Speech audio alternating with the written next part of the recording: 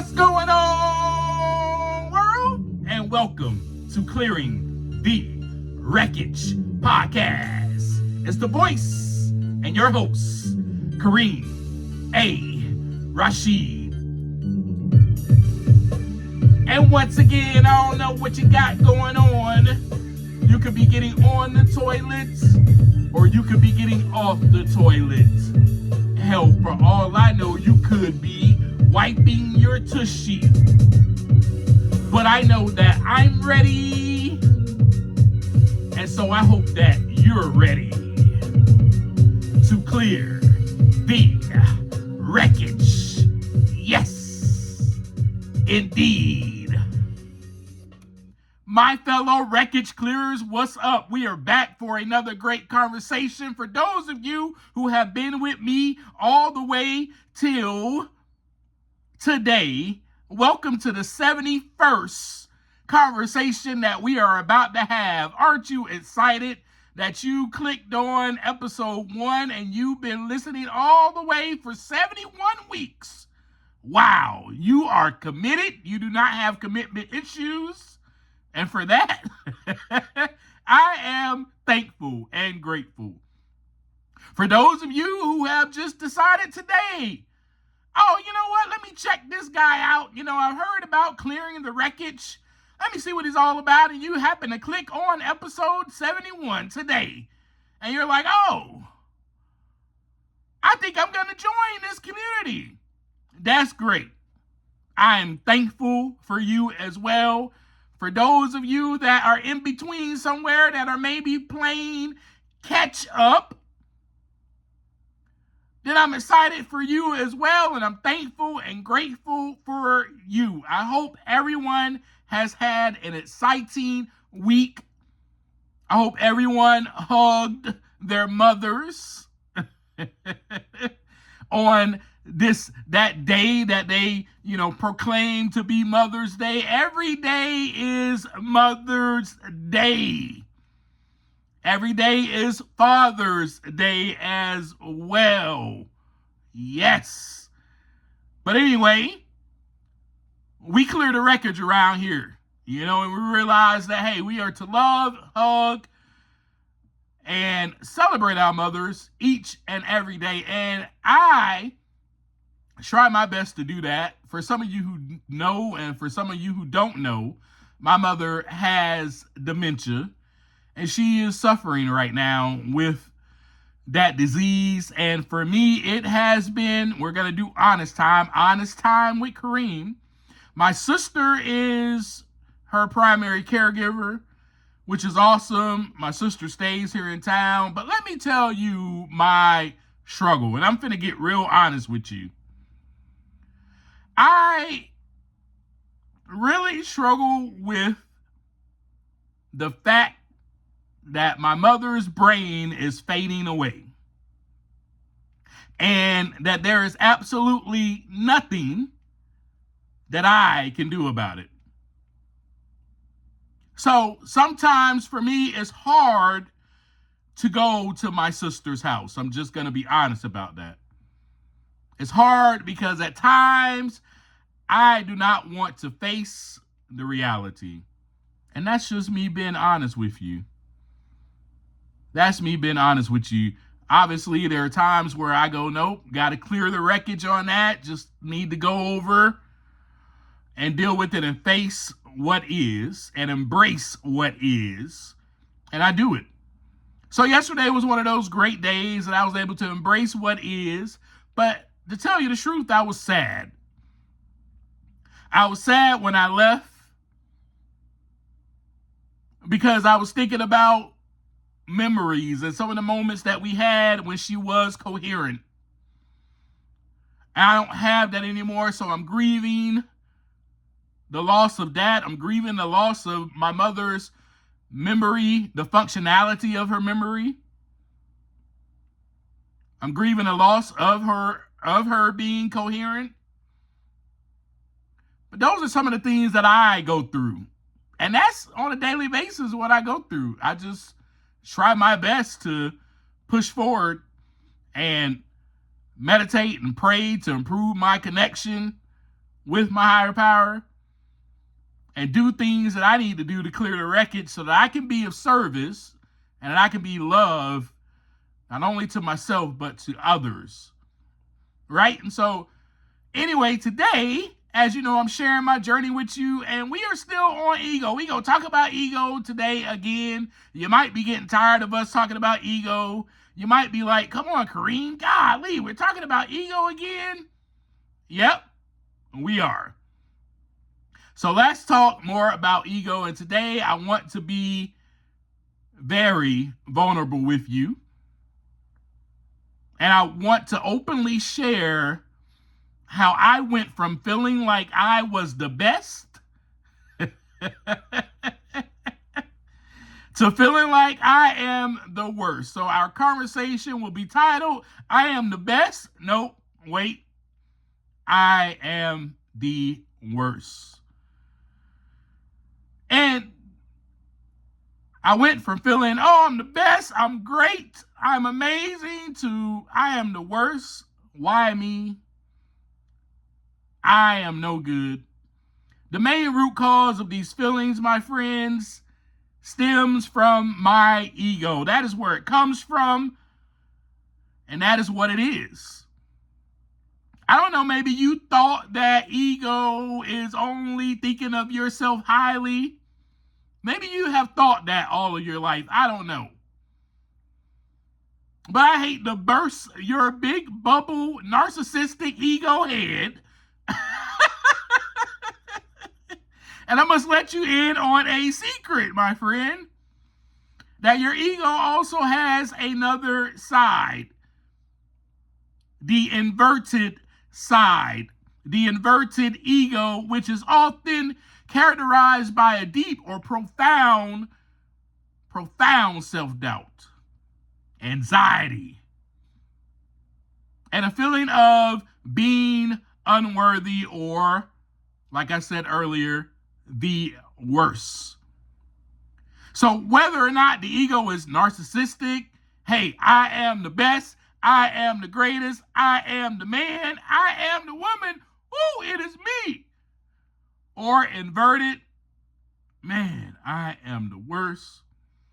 Both are self-centered, distorted views that cause anxiety, major anxiety, and prevent you from having inner peace. And with that being said, it prevents what we are all about, clearing the wreckage. It prevents you from growth. My inverted ego, my friends, was telling me to be afraid of failing, to be afraid of judgment, to avoid any risk, which kept me from pursuing my own true desires and or potential. My inverted ego said just this: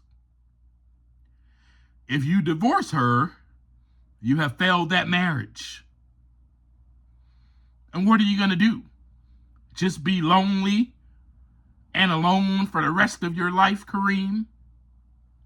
It was also telling me that all of my family, all of my friends, my co-workers, anybody that I knew, that they were going to judge me. It was also telling me that divorcing is a risk of not only you being alone for the rest of your life, but also not knowing what is to come. Uncertainty, doubt, and fear. With an inverted ego, you may have a harmful self-image, leaving you in a cycle of shame, self-loathing, and feelings of worthlessness.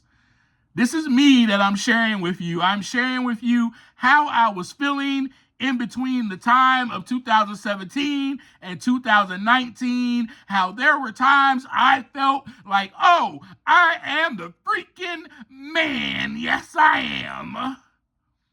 Woo! Boy, I'm the greatest. That's right. You better love me because I'm lovable. And then I went to feeling, oh man, I suck at this. I am a failure. I failed at this marriage. I am a loser. I am no good. I am unworthy of your love. Yep, I should be probably treated this way. This, my friends, is what was going on with me. So today I said I am going to expose it. I am going to be extremely vulnerable with you. And one of the reasons why is because I know I can be that way with you. I know I can be my full 100% authentic self with you, with my community of listeners, with my community of Wreckage Clearers. But I also do know that me being extremely vulnerable with you and 100% authentic is going to impact you. Why? Because I guarantee that one of you that is listening to me today has felt these things and is going through exactly what I'm sharing with you today. You may be in a relationship just like this. And you may not know, why am I feeling this way? Well, Kareem is about to tell you. But let me also state a little bit more about the inverted ego. With an inverted ego, your reality becomes distorted. You stop seeing your authentic self. You begin to forget your inherent value, which is good, remember? And instead, you view yourself through a negative lens. With an inverted ego, you begin to lose connection. It drives a wedge between you and your authentic self and anyone else. And also prevents you from living in a state of grace and or harmony. So let me ask you, have you ever felt lost? Have you ever felt shame? Have you ever felt guilt? Have you ever felt like you have failed? Have you ever felt a sense of worthlessness? Now, I'm sure we all have. So me asking those questions are kind of rhetorical, because I know that we all have felt this way at times. And a lot of times we can feel this way after we have tried our best to rescue, fix, save, or control someone or situation. And when I say control someone or situation, I mean control for our benefit. What I mean is, you know what? This person is wrecked up. This person is toxic as heck. They got their own things going on in their life. And they're not even trying to work on them at all. You can see that. But you still go, you know what? This person, I can change them. Excuse me. And no edit. I just sneezed. My bad. Excuse me, y'all. But we don't edit these episodes right here. Anyway, I'm going to get them to love me even though they're toxic, they're abusive. I'm going to get them to love me. Because they're the only ones that can love me. You start having those type of thoughts about yourself because you feel maybe that you are only worthy for this type of love. Or maybe it was the environment that you grew up in and that's the only love that you know. We've talked about this before. And I've led you to this point to let you know that I married someone that not only was a reflection, our marriage was a reflection of what I saw growing up. Anyway, With that being said, you may be trying to control a situation for your benefit, is what I'm saying. Manipulate the situation to work out for you. But you tried your best to rescue, fix, save, all of that, but everything still seems to crumble. And you don't know why. Well, I already told you why last week. That's because you are not the savior of that person, and I am not either. We discussed this last week.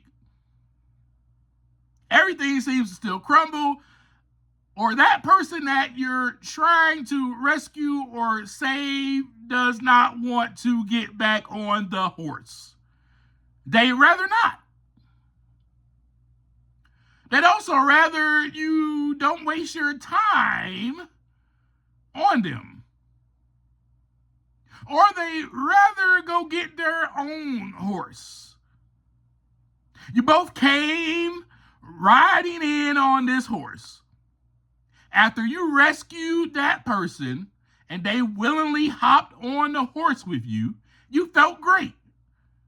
You felt amazing. You felt mighty. You felt like, oh, I am the best.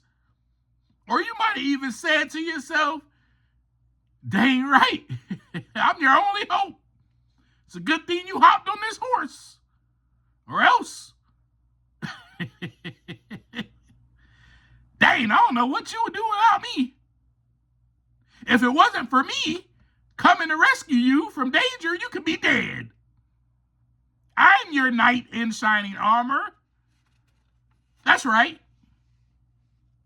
That's what I do. That's what I do. I come, I rescue people. That's what I do best. And then that person may even reassure that ego. They may even reassure that narcissistic side of your ego and go, yeah, you are my knight in shining armor. Oh, I'm so happy. I'm so glad that you came for me.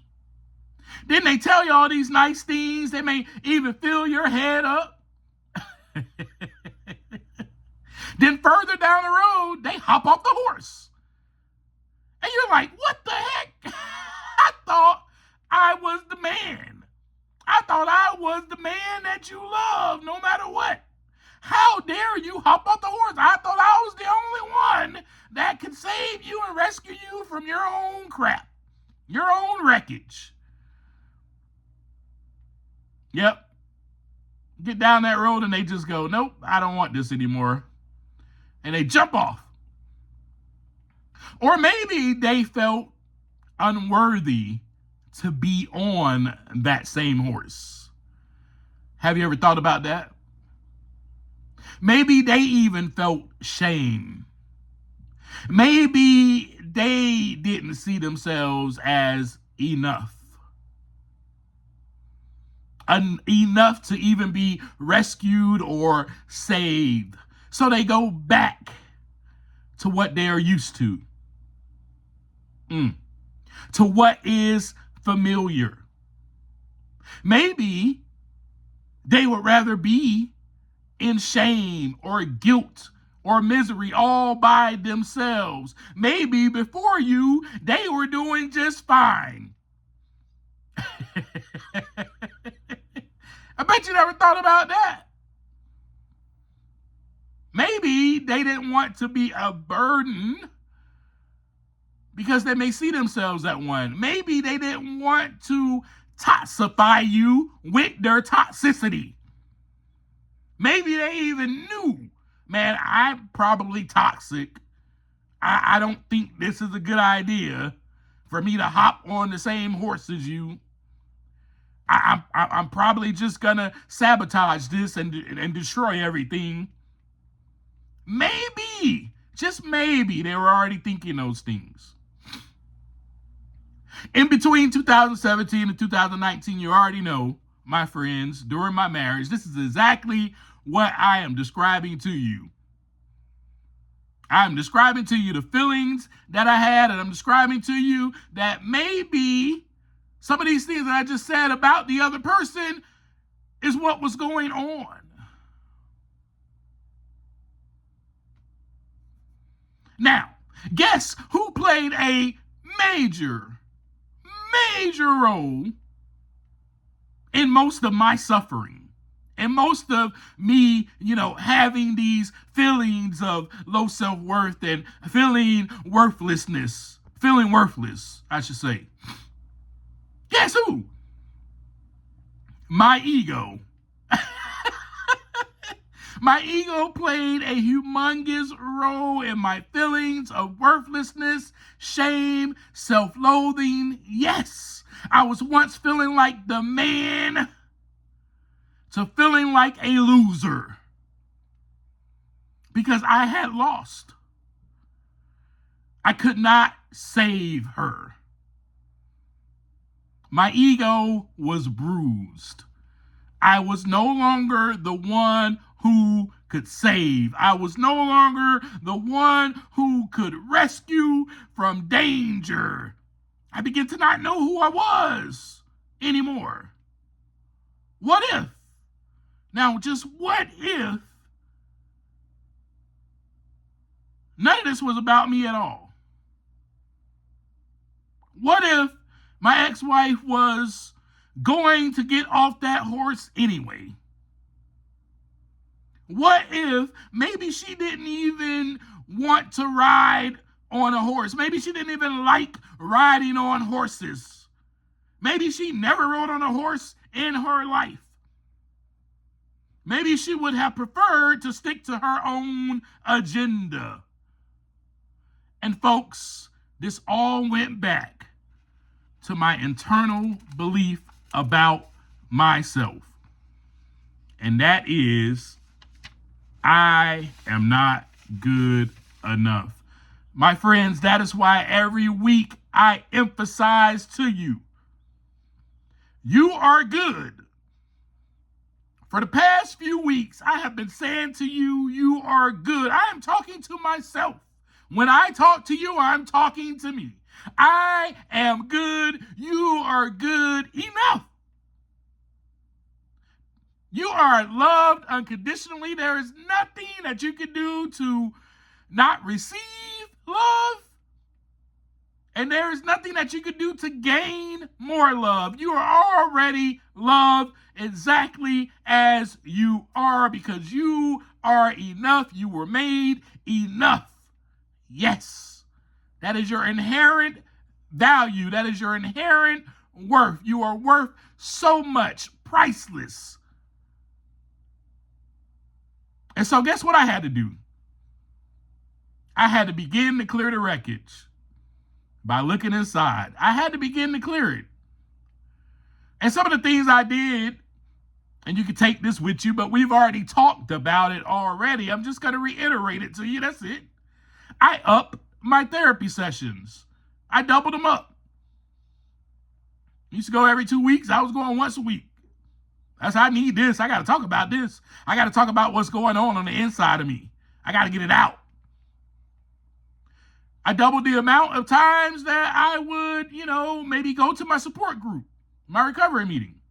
I doubled the amount of the times that I would spend in nature. I increased my journaling. I increased my meditation, my prayers. I began to do things that I have always wanted to do. And surely, of doing all that, no longer neglecting myself for my ex-wife's satisfaction, trying to save her, I decided to save myself. Because that is something I knew that I could do. I only have control over me. These are the things that I learned from clearing the wreckage. And so I said I could do that. And slowly but surely, I became okay with myself. I became okay with myself again. And once I became okay with myself, once I made it all the way home, but I had to go to first, second, and third base first to make it home. I had to go through this to get to it. Yes. Once I did, I made what would have seemed to most people like a tough decision, but it was more of a clear decision for me. It was more of a precise, clean-cut decision. I am worth way more than this. I am good enough. I am way too good to even be going through any of this crap. No. I'm leaving. I must leave. I'm too good for this. I do not deserve to be treated this way. And her stuff, here was the kicker right here. Here's what got me to where I needed to be. And we've already talked about this, acceptance. Her stuff is her stuff. It has nothing to do with me. And it is no longer mine. I do not need to take on her wreckage anymore. I do not need to allow this to affect the way that I feel about me. The way I feel about me should never change due to someone else's actions or behavior. Boy, I'm about to start preaching up in here. The way you feel about yourself should never change due to someone else's actions or behaviors. Someone else's actions and behaviors is their own actions and behaviors. They are not yours. They have nothing to do with you. Whoa, boy. Preach a sermon up in here to you now, today. See, a lot of times we take on other people's stuff. Now, you may be asking, why do we do that? Why do we take on other people's stuff, Kareem? Why? Because of ego. Because of ego. Because we want to feel good about ourselves. We want to feel valued. We want to feel like we did something. We want to take credit for something, especially if that person changes their behavior. We want to take credit for it. We're like, oh, yep, it was because of me. Good thing you met me. Good thing you came across me, came across my path. Oh, boy. Good thing I spoke that wisdom to you today. Because if I ain't speak that wisdom, boy, I don't know. You need help. You lost without me. Yeah. Good boy, it's a good thing you found me. I don't know what you would do without me in your life. Especially once that person changes their behavior. We're like, oh, for the good, we think, oh, yeah, it's all because of me. All because of me. Man, you narcissistic pig. That ain't got nothing to do with you. But I'm talking to myself because that was me. That was me. Folks. And then on the other end of the spectrum, right? The person does not change their behavior. The person's behavior continues. And then we start thinking of ourselves lowly. Like, man, I must be not good enough. I must be not worth anything. How come this person can't love me in the way that I want them to love me? Because they are incapable of doing it themselves. Why? Because they don't love themselves or like themselves. They got their own crap going on. That is why. But we tend to take that on, though. Oh, it must be me. And that's what I did. I did that so much. I took it on. It must be me. Whenever something would happen in my marriage or happen again, I'm like, man, dang, this is my fault. If only I would have. Have you ever done that before? Oh, this is my fault. You feel guilty. You feel responsible for someone else's actions. No. It doesn't even make sense why we do the things, why we do that. It didn't make sense when I did it. But it was my ego that my ego's identity and needed to stay strong. My identity was wrapped up in my marriage. It was wrapped up in this is going to be the perfect marriage. My ego was wrapped up in that dream, that mirage that I had about my marriage. My ego was also wrapped up in who she could become or who she really is or me seeing that person. And me wishing on a star and doing everything in my power to create that miracle to happen. Everything in my power. But it doesn't work like that, folks. We do not have the power to change anyone's behaviors or actions. We don't. We can only change ourselves. And it was an eye-opener, a game changer, once I realized that. But I had to go through it in order to get to it, folks. I had to go through it in order to get to it. But I don't want you to have to go through that. I don't want you to have to go through it. I want you right now to go ahead and start taking some time to look inside so that the wreckage can begin to clear. I want you to right now go ahead and start increasing your amount of journaling. Start writing stuff down. Go ahead, go to therapy. Go ahead, do what you need to do. Go for walks in nature. Sit in meditation and awareness so that you can get to the place of acknowledgement and admittance, and then you can get to that place of acceptance. That's why everything we talked about up until this point is valid, my friends. Is valid. Now, I want to share with you exactly how I was feeling so that you can actually relate to this and you can get a gist of what I meant when I was saying that I was feeling. Have you ever felt lost? Have you ever felt shame? Have you ever felt guilt? Have you ever felt like you failed? But see, my way of clearing the wreckage, and it's not like that for everybody, but I do suggest, the journaling really helps me. I write things down, and for somehow I just been given a gift that when I write certain things, it comes out poetically. I don't know why that happened. I think that's just a gift that I was given. And I praise my higher power for that. Yes, indeed. And so with that being said, I'm going to share this poem that I wrote when I was actually going through it. And these were my feelings. And I just wrote them down and it just turned out to be a poem.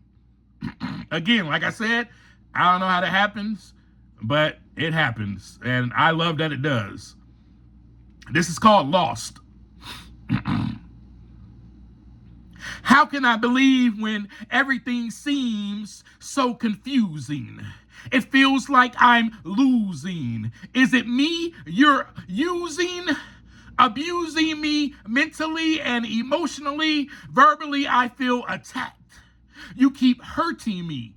My back is filled with lashes from the harassment. There's no relaxing when I'm aching. I feel like I shouldn't take this, waiting for the moment this changes from hopeful to hopeless. Around me is madness, focused on tricks. This is no magic, hocus pocus. It's saddening, tragic that now we have this happening. There's no happiness, so tired, no longer an activist to fight for what's right. I keep my mouth shut and in silence I write.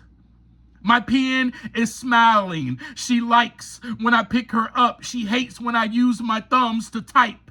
It's like I'm dissing her. I tell her, well, it's easy access. I'll be back, yes, to using you. I guess I needed to release this. I'm feeling empty and broken to pieces. I know that I need this right now. It's my way of expression and quoting my thesis. I need relief quick, but it's only temporary and I can't keep it. Oh, this is scary. Someone tell me what I'm searching for. The temperature's rising, sun is glaring. I try to look up, but staring is blinding me. I can't see. My vision is blurred. I can't think. So I'm not hearing these words. I know God is trying to speak to me, but I can't make out completely the sentences. The devil trying to defeat me, keep shooting arrows at me. Man, he's relentless. I ain't got no defenses. What is this? I reach for perfection, but I don't get it. I want to be myself and be real with no pretending. But for real, man, I can't even see myself. So I'm so pretentious. I'm afraid that I have been living a lie, false pretenses.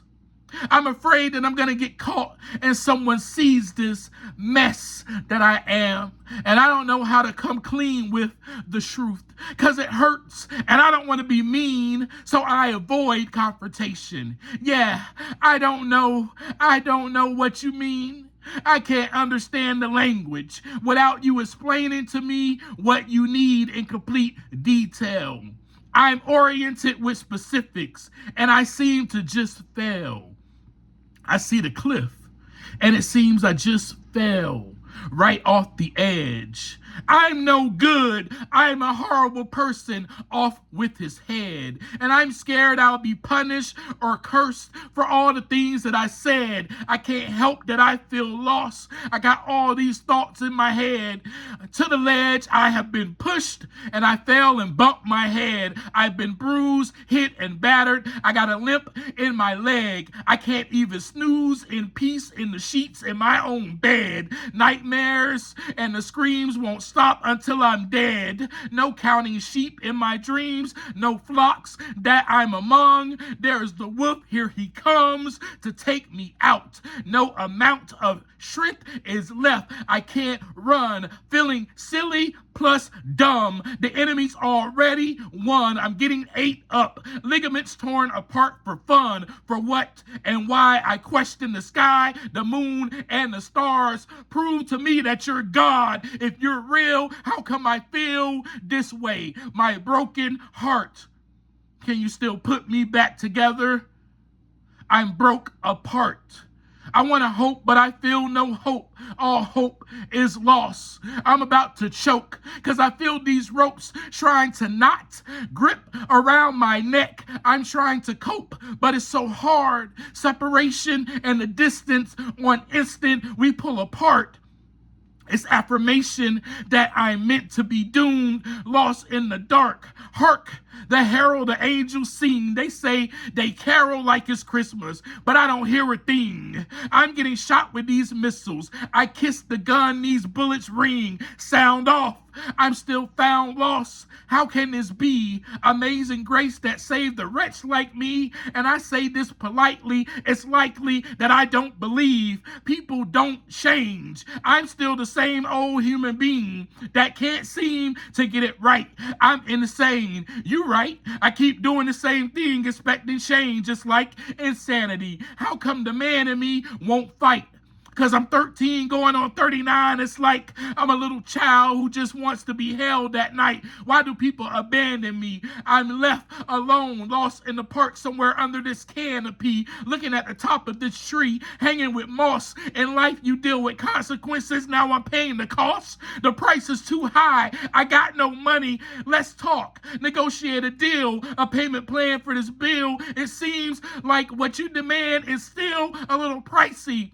I get if you don't like me. It's likely that I piss you off so much you spite me and smite me, send me to hell, brimstone and lightning strike me. I know I deserve it. Yeah, it's the right thing. Try me. But I'll live out my purpose and keep writing. Lost. Man, I was feeling so lost, y'all. I was feeling so lost. But as you see in the end, I came to that conclusion of how it is for me clearing the wreckage, and that is writing.